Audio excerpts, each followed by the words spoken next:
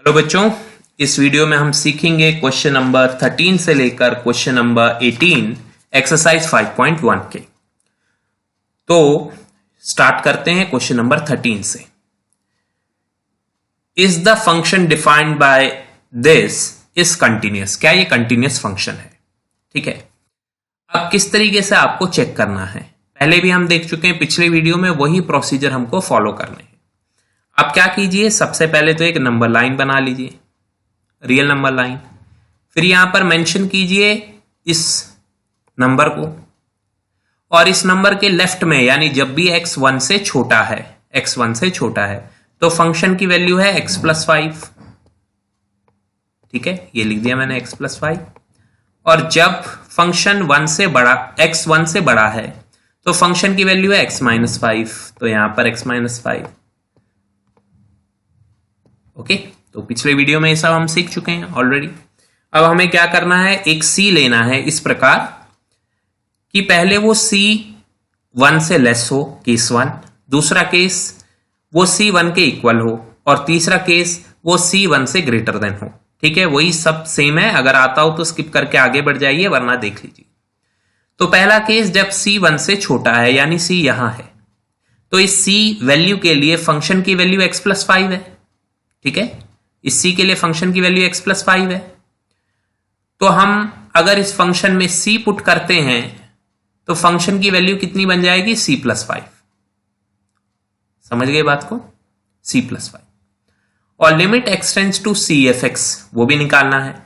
तो limit x tends to c f(x) की value x + 5, और x की जगह हमने पुट कर दिया c, तो ये बन गया c + 5। तो फंक्शन की डायरेक्ट वैल्यू c पर भी c + 5 है, और लिमिट निकालने पर वो भी c + 5 है। दोनों की वैल्यू आ गई इक्वल, यानी फंक्शन यहां पर कंटिन्यूअस है। बहुत ही सिंपल है। वैसे भी पॉलिनोमियल है तो कंटिन्यूअस होगा यहां पर। अब सेकंड केस, जब c की वैल्यू 1 के ही इक्वल है, तो इस 1 पे जस्ट लेफ्ट में फंक्शन की वैल्यू x + 5 है, और जस्ट राइट में फंक्शन की वैल्यू x - 5 है इस 1 के लिए। ठीक है ना, तो यानी कि लिमिट दो टाइप की निकलेंगी, LHL और RHL।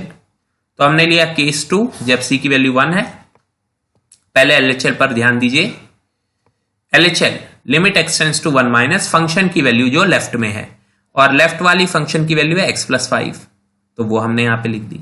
इसी तरीके से RHL है limit x tends to 1 + fx, और जो फंक्शन की राइट साइड की वैल्यू है, 1 के राइट साइड की, तो वो है x - 5। ओके, अब यहां पर 1 पुट किया जाएगा तो 1 + 5 6, और 1 - 5 -4। क्या दोनों इक्वल है? नहीं, दोनों इक्वल नहीं है। दोनों इक्वल नहीं है, इसलिए ये तो कंटिन्यूअस हो ही नहीं सकता, therefore it is discontinuous at this point 1। तो अब लास्ट c, इस वाले c के लिए, यानी 1 के राइट साइड में जो c है, ऑल c ग्रेटर देन 1। तो इस c के लिए भी फंक्शन की एक ही वैल्यू है x - 5, है ना, तो इसमें लिमिट एक ही निकलेगी। क्या होगा, limit x tends to c x - 5, और फिर जब x की जगह c पुट करोगे तो c - 5। और ऐसे ही जब पॉलिनोमियल में, इस पॉलिनोमियल में, इस फंक्शन में डायरेक्ट x की वैल्यू c पुट करोगे तब भी c - 5 ही आएगा। तो ये तो पक्का गारंटी कंटिन्यूअस होना ही है। देखिए, लिमिट निकाली तो भी c - 5, फंक्शन की डायरेक्ट वैल्यू भी c - 5, तो ये फंक्शन कंटिन्यूअस है। तो ये कहां पर डिसकंटिन्यूअस था? ये सिर्फ 1 पर डिसकंटिन्यूअस था, बाकी हर जगह ये कंटिन्यूअस है। Question number 14। तो क्वेश्चन नंबर 14 देखिए, एक नंबर लाइन बना रहे हैं आपके लिए हम, और जो आपका डोमेन है इस बार बाउंडेड है। इसका लोअर बाउंड है 0, मतलब 0 से 10 के बीच में आपके फंक्शन की स्टडी करनी है। सारे रियल नंबर्स के लिए नहीं करनी है, पर इससे मेथड में कोई फर्क नहीं आएगा, मेथड वही रहेगा। फिर 2 नंबर और हैं, 1 और 3, तो यहां पे मैंने लिख दिया 1, और यहां पे मैंने लिख दिया 3। तो क्वेश्चन कहता है कि जब x की वैल्यू 0 से 1 तक है तो फंक्शन की वैल्यू 3 है। तो देखिए, फंक्शन एक कांस्टेंट फंक्शन है, कांस्टेंट फंक्शन है, तो कांस्टेंट फंक्शन है, इसका मतलब ये हुआ कि ये कंटिन्यूअस होगा इस इंटरवल में पक्का। और फिर 1 से 3 के बीच में फंक्शन की वैल्यू है 4, और 3 से लेकर 10 तक फंक्शन की वैल्यू है 5। तो फंक्शन कांस्टेंट की फॉर्म में ही है तीनों। देख लेते हैं क्या होगा। केस 1, पहले हमने c लिया 0 से 1 के बीच में। पहला केस है, हमने c लिया 0 से 1 के बीच में। तो जब आपने 0 से 0 इंक्लूडेड और 1 से पहले पहले कोई भी c लिया तो उसके लिए फंक्शन की वैल्यू 3 है, राइट।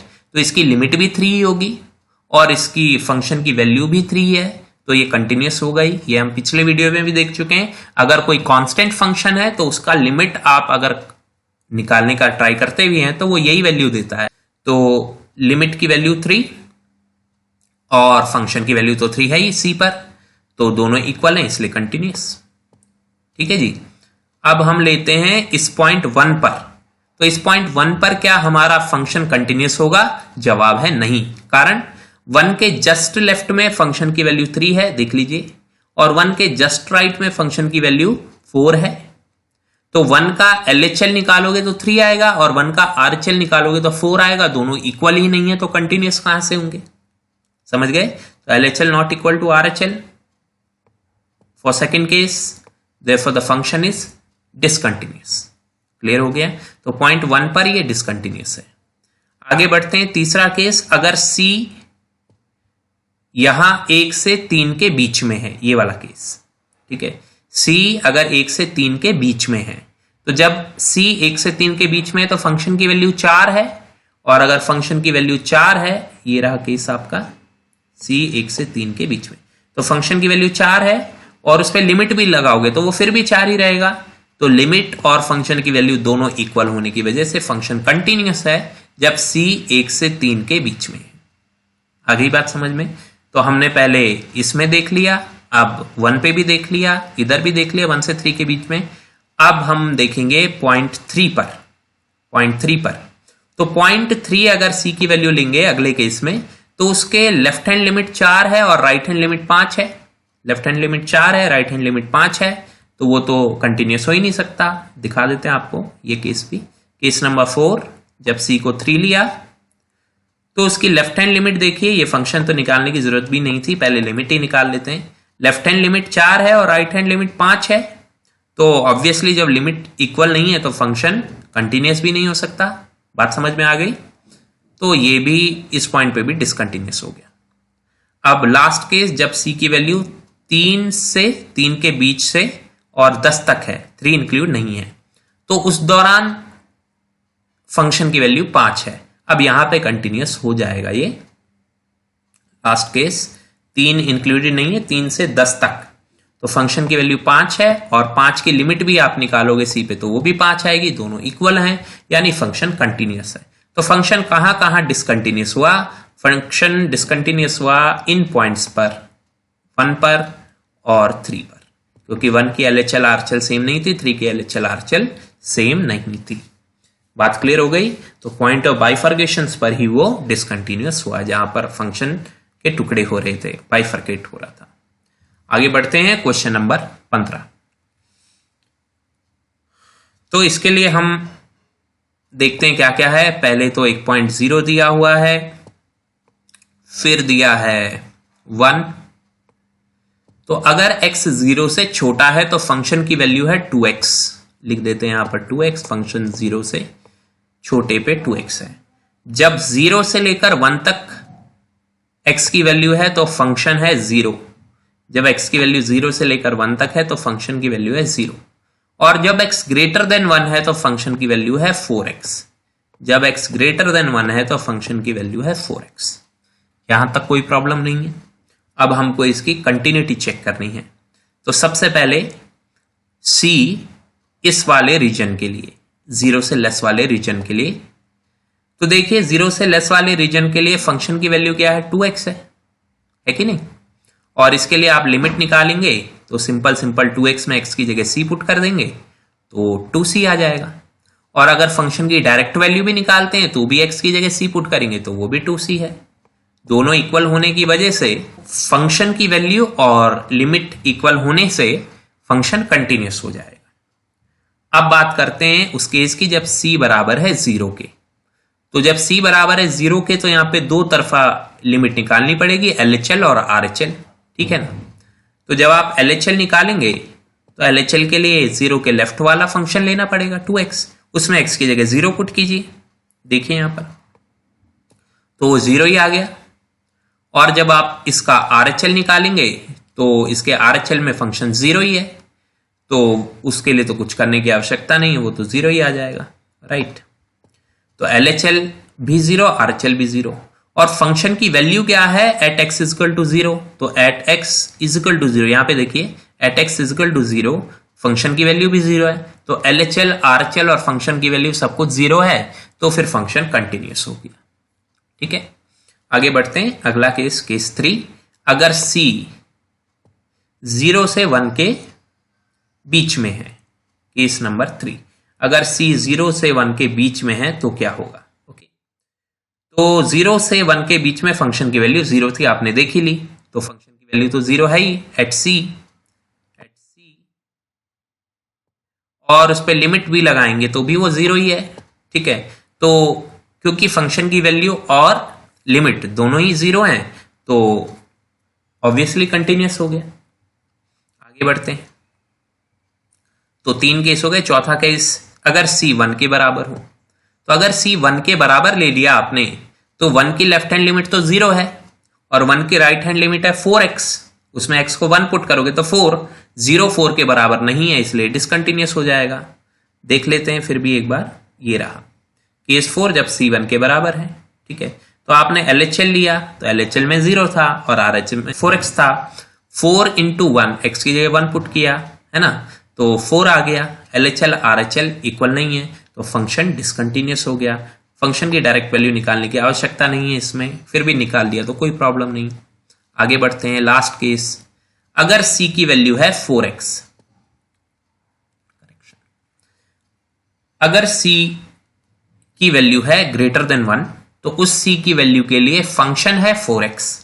अब ये पॉलिनोमियल फंक्शन है, लीनियर पॉलिनोमियल है ना, तो इसकी लिमिट क्या होगी, लिमिट होगी limit x tends to c 4x, जो कि 4c बन जाएगी, और डायरेक्ट वैल्यू भी फंक्शन की 4c ही होगी। एक बार देख लेते हैं इसको भी। लास्ट केस, ये देखिए, जब c ग्रेटर देन 1 है, ग्रेटर देन 1, ये साइन ठीक कर लीजिएगा, ग्रेटर देन 1 है तो फंक्शन 4c है और लिमिट भी 4c है, तो फंक्शन कंटिन्यूअस हो गया। क्लियर हो गया। तो ये था क्वेश्चन नंबर 15। क्वेश्चन नंबर 16 पर आते हैं। तो यहां पर भी पिछले क्वेश्चन की तरह ये कुछ एक नंबर है -1 और एक नंबर है 1। तो -1 से जब x कम है, यानी -1 के लेफ्ट में, तो फंक्शन की वैल्यू है -2, और जब x है -1 से 1 तक, -1 से बड़ा और 1 तक, तो फंक्शन की वैल्यू है 2x, और 1 से बड़ा जब भी x है यानी इधर, तो फंक्शन की वैल्यू है 2। ठीक है जी बेटे। तो ये वाला क्वेश्चन, क्योंकि हमने बहुत सारे क्वेश्चन कर लिए हैं एक ही टाइप के, तो मैं चाहूंगा ये क्वेश्चन आप खुद से करें। पहले c इधर लेना है, फिर c की वैल्यू -1, फिर c इधर लेना है -1 से 1 के बीच, फिर c की वैल्यू 1 लेनी है, फिर c इधर लेना है। हर केस के लिए आपको कंटिन्यूटी चेक करनी है। ठीक है, तो यहाँ पे मैं धीरे धीरे इसको स्क्रॉल कर रहा हूं। अगर आपको आंसर नहीं आता तो यहां पर आकर देखिएगा, पॉज करके नोट कर लीजिएगा। तो ये केस 1 को केस 2 लिखा हुआ है। ठीक है, फिर केस 3 है, केस 4 है, यहां पे देखिए केस 4 है, और फिर केस 5 है लास्ट। ओके, तो 5 ही केस बनेंगे ना, 1 2 3 4 5 केस के लिए स्टडी। तो टाइम वेस्ट नहीं किया हमने आपका। यहां पर क्वेश्चन नंबर 17 देखते हैं। और क्वेश्चन 17 कहता है कि a और b के बीच में क्या रिलेशन है अगर ये फंक्शन कंटिन्यूअस है तो। ठीक है, a और b के बीच में क्या रिलेशन है अगर ये फंक्शन कंटिन्यूअस है 3 पर। तो बहुत ही सिंपल है। हम क्या करेंगे, देखिए एक लाइन बनाते हैं, नंबर लाइन। यहां पर ये 3 हो गया, और 3 के लेफ्ट साइड में फंक्शन की वैल्यू है ax + 1, और 3 के राइट साइड में फंक्शन की वैल्यू है bx + 3। और क्योंकि फंक्शन कंटिन्यूअस है इसलिए RHL और LHL सेम होना चाहिए, तो इसका LHL होगा limit x tends to 3 - fx, और फंक्शन की वैल्यू पुट करनी है, ये लिखने की आवश्यकता नहीं होती है। अब यहां पर x की जगह 3 पुट कीजिए तो 3a + 1, और इसके लिए RHL निकलेगा तो x की जगह 3 पुट कीजिए तो 3b + 3। तो क्योंकि फंक्शन कंटिन्यूस है इसलिए LHL और RHL होंगे बराबर। तो हमने लिखा 3a + 1 बराबर है 3b + 3 के। और अब इस 1 को आप ले जाइए राइट साइड में और 3 - 1 2 हो जाएगा। 3 = 3b + 2। इतना आंसर भी सफिशिएंट है, अदरवाइज आप इसको फर्दर 3 से डिवाइड करके आगे भी सॉल्व कर सकते हैं। ठीक है, तो एक आसान क्वेश्चन था। अब देखते हैं इस वीडियो का आखिरी क्वेश्चन। क्वेश्चन में कहा जा रहा है कि लैम्डा निकालिए अगर ये दिया गया फंक्शन कंटिन्यूअस है तो देखिए मैंने नंबर लाइन बनाई है, ये 0.0 लिखा है, यहां पे लैम्डा x² - 2x और राइट साइड में जैसा कि क्वेश्चन में दिया हुआ है 4x + 1। इसको मैं एक बार सही से लिख देता हूं 4x + 1। ओके, तो 0 के लेफ्ट साइड में ये फंक्शन है, 0 के राइट साइड में ये फंक्शन है। तो वो कहते हैं अगर फंक्शन 0 पर कंटिन्यूअस है तो बताइए लैम्डा की वैल्यू क्या होगी। तो मैंने पहले 0 का LHL निकालना पड़ेगा। तो 0 के LHL में मैं x की जगह 0 पुट कर दूंगा। देखिए यहां पर limit x tends to 0 minus lambda x² - 2x। Okay, ये रहा LHL और यहां x की जगह 0 पुट करेंगे तो 0 × लैम्डा विल बिकम 0। ये तो 0 आ जाएगा, ठीक है कि नहीं है, ये 0 आ जाएगा। और RHL में मैं इस फंक्शन में, ये जो फंक्शन है 4x + 1, इसमें x को 0 पुट करूंगा। 4x + 1 में x को 0 पुट करूंगा। तो जब हम ऐसा करेंगे तो 4 0 0 + 1 0 + 1 1 आ जाएगा। तो LHL आया 0 और RHL आया 1। क्या ये पॉसिबल है दोनों इक्वल हो? ये पॉसिबल ही नहीं है, इसलिए इस फंक्शन का कंटिन्यूअस होना पॉसिबल ही नहीं है, चाहे आप लैम्डा की कोई भी वैल्यू ले लीजिए। ठीक है, तो कह रहे थे लैम्डा की वैल्यू बताइए अगर फंक्शन 0 पर कंटिन्यूअस है, पॉसिबल ही नहीं है ऐसा होना, चाहे लैम्डा की कोई भी वैल्यू लीजिए। इसके बाद आपसे कह रहे हैं कि what about continuity at x = 1, यानी x बराबर 1 पे कंटिन्यूटी होगी कि नहीं। 1 पर तो होगी, क्योंकि 1 के लेफ्ट में और राइट में दोनों जगह फंक्शन है 4x + 1 है। तो सिंपली जब आप लिमिट निकालेंगे, दो तरफा लिमिट निकालने की जरूरत नहीं है, इसमें सिंपल एक लिमिट निकलेगी। तो जब 1 पुट करेंगे तो 4 1 = 4 + 1 5, और डायरेक्ट फंक्शन में भी आप 1 की वैल्यू पुट करेंगे, x की वैल्यू 1 पुट करेंगे, वो भी 5 ही आएगा।